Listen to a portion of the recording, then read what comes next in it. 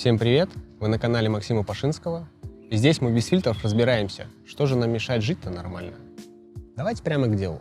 Почему одни люди развиваются, растут, двигаются вперед, что-то там вошкаются и добиваются своего, а другие топчутся на месте днями, месяцами, годами? Что же реально мешает расти? Лень, страх, может быть, окружение?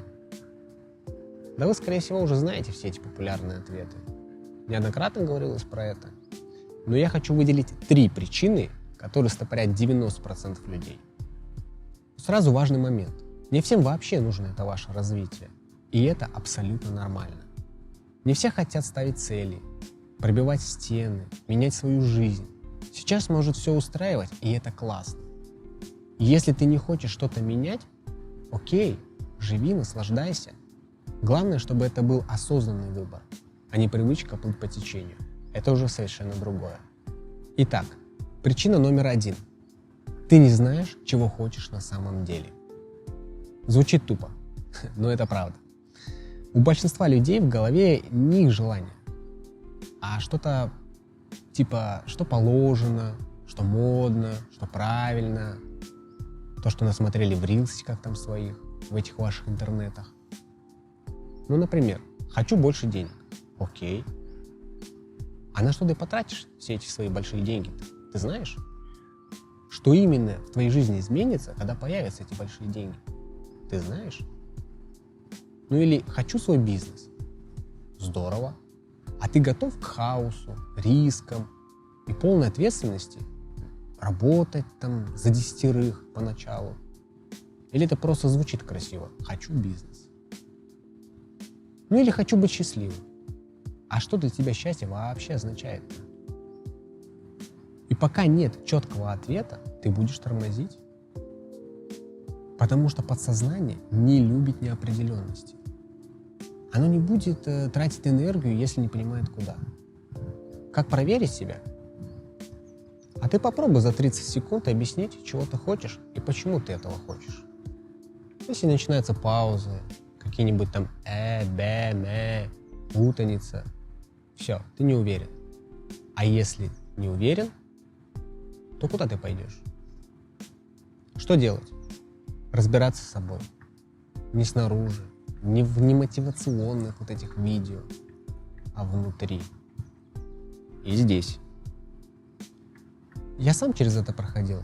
Когда-то думал, что хочу одного, потом второго, потом третьего. Но каждый раз упирался в тупик. Пока не понял, что просто копировал чужие желания. Копировал то, что увидел у других. Не ориентировался на себя. А когда я начал разбираться с собой, со своими желаниями, своими хотелками, стало гораздо проще. Но это процесс для всех разный.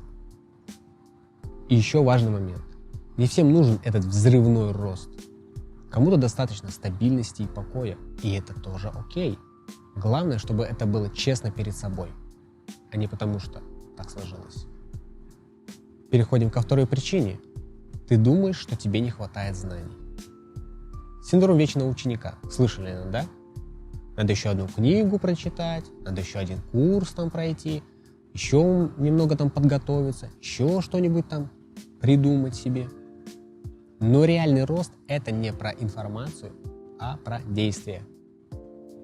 Делание действий. Я пока не знаю всего. Да ты и никогда не будешь знать всего. Я еще не готов. Да ты и не будешь готов, пока не начнешь. Мне нужны еще навыки.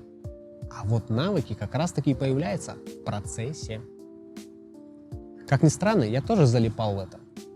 Казалось, что если я прочитаю еще одну книгу, какую-нибудь там умную, мотивационную, а я много книг прочитал таких, вот тогда все изменится. Или если я пройду какой-нибудь очередной курс, какие-нибудь видео посмотрю на ютубчике. Спойлер, не изменилось. Только когда я начал применять все, что знаю, весь тот свой опыт, который наработал, начал его применять, вот тогда пришли реальные изменения и результаты. Как проверить у себя? Если ты уже полгода, год, 3 учишься, но ничего не применяешь на практике, значит ты не учишься, ты просто прячешься. Что делать? Делать. Начать с малого. Да, ошибаться. Да, испытывать дискомфорт.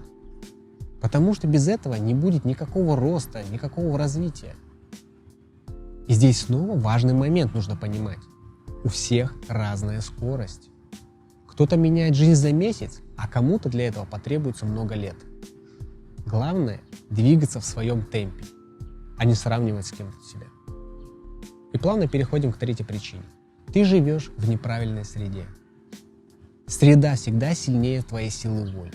Если твои друзья, коллеги, семья привыкли жить стабильно и не развиваться, ты будешь таким же. Среда определяет, какой ты будешь. Люди хотят быть своими в своей стае. Если твоя стая не растет, ты пока не будешь расти. Я это понял, когда поймал себя на том, что мои разговоры с людьми стали однообразными. Ни о чем, так сказать. Мы обсуждали одно и то же. Долгое время. И оглянувшись вокруг, я видел, что никто из нас никуда не сдвинулся. Стояли на месте. Когда я начал менять свое окружение, круг общения, стало очевидно, как сильно оно влияет. Как проверить себя? Посмотри на свое окружение. Кто из них вдохновляет тебя? Кто тянет назад? А кто вообще сделал что-то больше, чем ты хочешь? Если никого нет, пора менять. Что делать?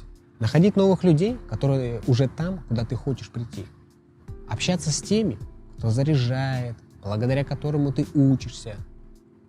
Узнаешь что-то новое, а не сливаешь попросту всю свою энергию. Благо, возможностей сейчас куча. Но и здесь важный момент. Если твое окружение не хочет расти, это не означает, что с ними что-то не так. Мы помним, не всем нужно развитие. Кто-то счастлив в стабильности. Они достигли определенного уровня. Здесь и сейчас им хорошо и комфортно. И это круто. Это их право. Вопрос только в том, подходит ли тебе этот ритм, или ты хочешь что-то другое. И финальное. Рост – это не про секретные техники. Это про честность с собой, про готовность действовать и правильное окружение. Если ты не понимаешь, чего хочешь, ты будешь буксовать. Если думаешь, что тебе еще рано, ты застрянешь в вечной подготовке. Если живешь среди людей, которые не растут, ты тоже не будешь. И это нормально. Я сам через это проходил. Спотыкался, зависал на месте, возвращался назад.